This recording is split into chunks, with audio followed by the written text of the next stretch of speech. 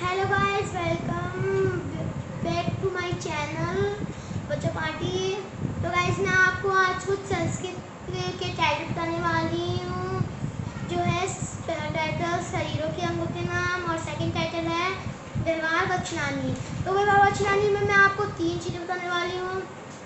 उसे संस्कृत में क्या कहते हैं, हिंदी में क्या कहते हैं, इंग्लिश में क्या कहते हैं।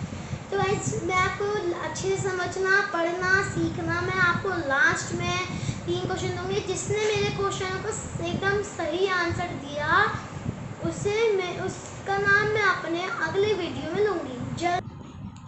आप कमेंट में भी नाम दे सकते हैं। तो चलिए, हम आँखों को संस्कृत में नयनम कहते हैं, नाक को हम नासिका कहते हैं, होठों को हम अधरम कहते हैं, हम अपने माथे को हम संस्कृत में ललाटम कहते हैं, कानों को हम कर्ण कहते हैं, गालों को हम कपोलम कहते हैं, और हम गले को ग्रीवा कहते हैं, हम अपने कंधे को सकंद कहते हैं, और हम अपनी कटी अपनी पीठ को कटी कहते हैं, हाथ को हस्त कहते हैं, नाखून को नखम कहते हैं, और हम अपनी उंगली को हिंदी में भी उंगली बोलते हैं, और संस्कृत में भी हम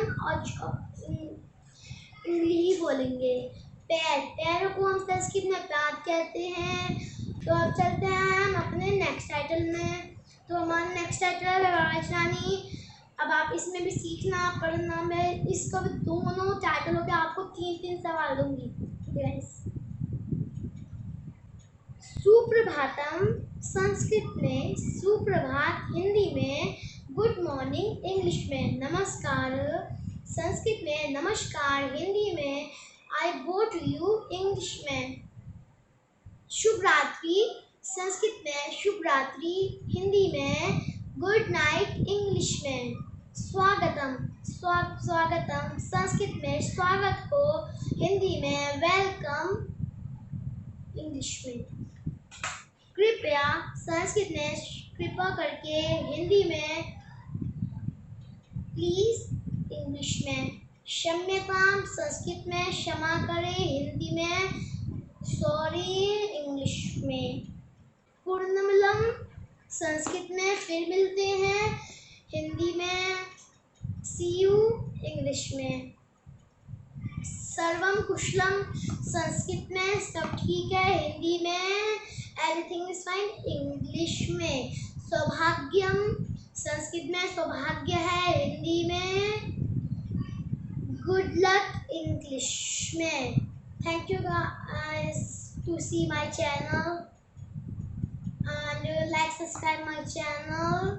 तो मेरा फर्स्ट क्वेश्चन है, सुप्रभात को हिंदी में और इंग्लिश में क्या कहते हैं?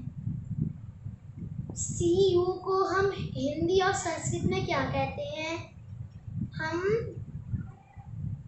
सौभाग्य को हिंदी और इंग्लिश में क्या कहते हैं? हम अपने दूसरे टाइटल में आते हैं कि व्यवहार वचनानी के थे। अब हमारे शरीरों के अंगों के आते हैं। हम नयनम को हिंदी में क्या कहते हैं? सकंद को क्या कहते हैं हिंदी में? ललाटम को हिंदी में क्या कहते हैं?